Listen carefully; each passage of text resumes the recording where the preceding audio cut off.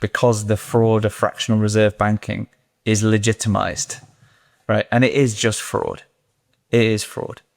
You're creating money out of thin air and allocating risks to depositors that they're not aware they're even running. It is the greatest mis-selling ever.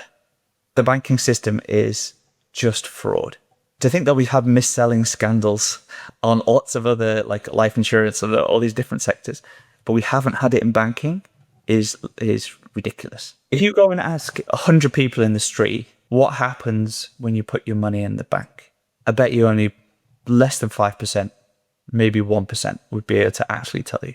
Because what people think is you put your money in the bank and then the bank lends that to other people who want to borrow money, and they charge people interest, and then they share that interest with you, and that's how you earn your interest on your deposits, right? On your money. They do not realize, because what you're effectively doing is you're loaning money to the bank. The deposit is not your money. You have become a creditor of the bank. So they owe you money.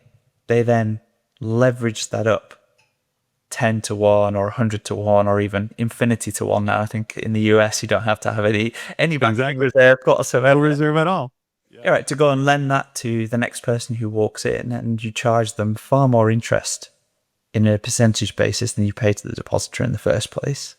The depositor is running effectively the first loss, or a tranche of the risk for that lending, but not getting compensated for it. A, they don't even know they're running it, and B, they're not getting compensated for it.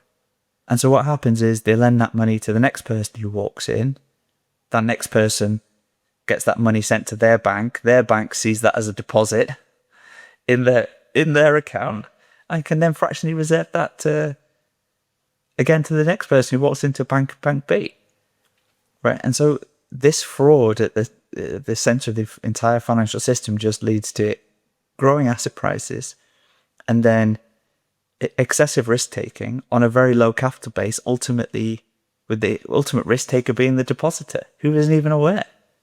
And then when this goes wrong, because asset prices fall even marginally, then they get wiped out, and then you have to create a bad bank, move all the assets across, all the banks get recollateralized at 100% on the dollar and get to start again while the government effectively mothballs all the bad assets, takes a haircut, takes a loss in the long run, which is papered over by just printing more money.